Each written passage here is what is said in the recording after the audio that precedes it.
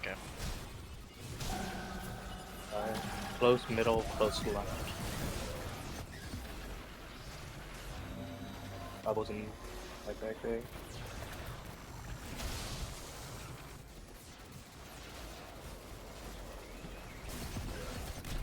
No way, this game sucks.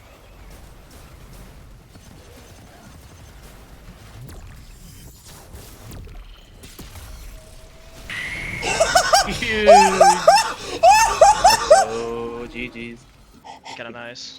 Numbers, bro. No Ace of X for me. my god! Damage numbers. Oh my god! Wait, I want to see the damage. Oh my god! Dude, What a screenshot right there.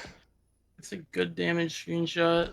Alright, now last year when we had access to this build, it ran a little bit differently. Back then, it was a bit more straightforward in how you would go about building into it. You would have a Synthos class item, Shield Crush, and then ideally you would have an Overshield when you would hit your target with your grapple melee to get insane amounts of chunking. However, now in the Edge of Fate, we're going out about it in an entirely different manner, okay? Instead of building into melee for a melee one-shot build, we're actually going to build into grenade. Or at least that's what I was doing more so in here, because I was actually using a Spirit of the Verity class item instead of a Synthos class item. Here's why. The grapple melee actually scales its damage off of any grenade damage bonuses along with any melee damage bonuses. On top of that, we have Shield Crush back this season. And since we are going for grenade scaling instead of strictly melee scaling, this allows for Radiant to actually give us an insane damage bonus. And with the added effect of Ascension, we can also get Amplified right before we would go do our Giga Grapple to give a little bit boost to the melee as well, because the grapple melee is going to take any buff to melee or grenade both at the same time. Keep in mind, a grapple melee does hit for 2 instances of damage. There's like the actual impact and then the small little AoE that it does. So it has 2 damage numbers. You then go ahead, throw in a 1-2 punch shotgun. Yes, shotgun, not hand cannon, as it is still more effective on a shotgun than a hand cannon. And you are absolutely able to stomp.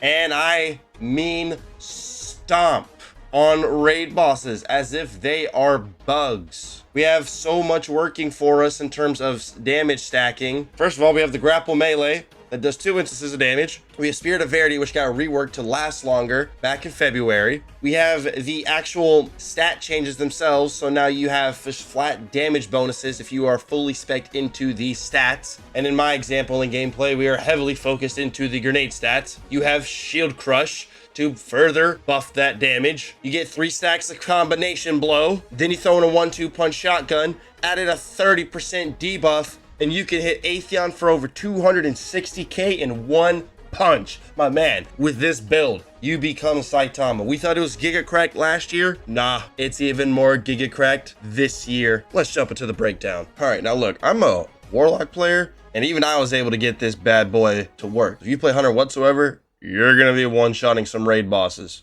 and deleting their health bar. As you can see, my stats are pretty freaking terrible outside of the grenade stat. Shout out to the grenade stat. My armor that I already had on my Hunter was already heavily focused into grenades, so that's why I spec'd into it. I just built into what I had. I had lemons, so I made lemonade. And since we went with the grenade damage stacking route, we have this class item with Spirit of the Verity. Very, very important, as this is going to give you a huge damage buff to your grapple grenade and help regen that bitch if you miss it, which is also pretty helpful. Sometimes your grapple will just miss the grapple point you made with your navigator. Yes, welcome back to the navigator spam, baby. Now I know you guys want to know more so about the actual setup. This is mine. I'm not saying it's the best or it's the correct, but I am saying this is mine. Did not go wrong with faceted protection. You definitely 1,000,000% have to have faceted on though. This is correct. Faceted Purpose is a great neutral game to help keep you alive. Same thing with Faceted Protection. Faceted Courage go pretty dang hard. Might be slightly better if you were to be rocking with Winter Shroud instead of Ascension. I really do like me some Ascension. Amplified on demand. And we like Amplified on demand. Along with that good old combo blow. Yes.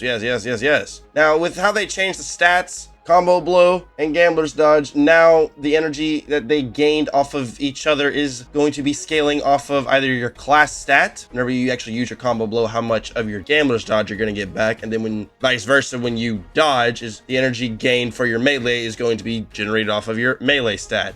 That's why I was struggling just a little bit because I have dog shit stats. Like I said earlier, outside of this, I have nothing. Tether is going to help be your little debuff and also help proc Shield Crush. What the hell is Shield Crush? Guys, look, this is Shield Crush. Okay, if you were not playing the game during Final Shape, or you are a newer player, all you have Woven Mail, Frost Armor, or a Void Overshield. Your melee recharges faster, doesn't really matter, and deals increased damage. Now last year, this was crucial. We were relying on Woven Mail or Void Overshield, mainly Void Overshield, with things like Stylish, to help get you that extra pop on your grapple melee. Well, my man, since we are going the grenade route this year, Amplified Radiant is going to absolutely wank it to the max. That's why I have Ascension for on-demand Amplified, proc Shield Crush, no matter what, immediately right before a damage phase with Ascension or Shield Crush. So important. Obviously, we want our 1-2 punch shotgun. 1-2 punch on the shotgun is still going to give you a higher damage bonus than on the hand cannon that just came out with Arms Week. That's why we rock it. And then since we need Verity stacks, I am just running a Strand LMG. That is why this is here. Is there anything else in the artifact that could help out the build? Shield Crush. And only Shield Crush.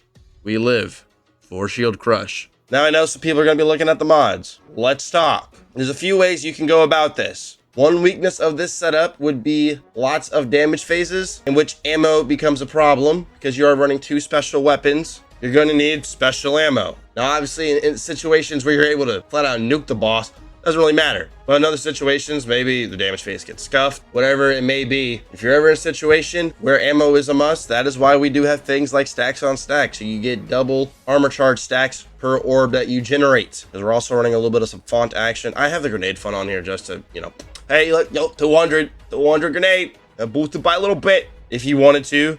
If your stats are looking good enough, you don't need the fonts. Special Finny all day, baby. We love this mod. But if you are rocking the font setup, I would highly recommend putting on 2 time dilation so that they stay up for longer. So you have higher stats for longer. I know my shitty ass really appreciates this melee font when it's up because, dog, we have 31 melee.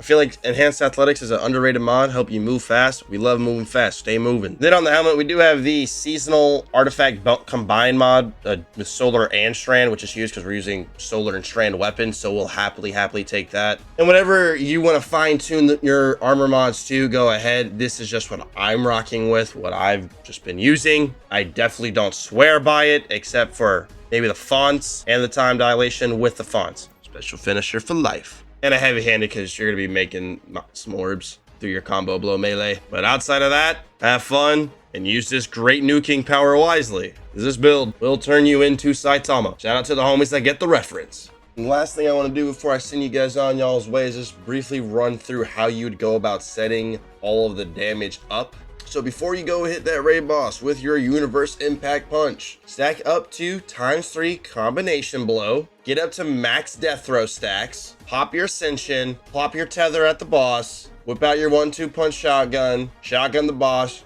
grapple melee. And if you have a navigator grapple point in the air, you're able to just grapple melee over and over and over again. Of course, setting all this up is easier said than done, but one of the most rewarding feelings in the game right now. Hope you guys enjoyed the build. Enjoy one-shotting those raid bosses. Second time that I have made a Hunter nuking melee build. The Hunter out Banner of Warring, the Banner of War Titan. This time we're scaling it with grenades. Y'all have a great day, great night, 07, my homies. Check the Twitch if you want to see me live, and I'll see you sexy studs in the next one.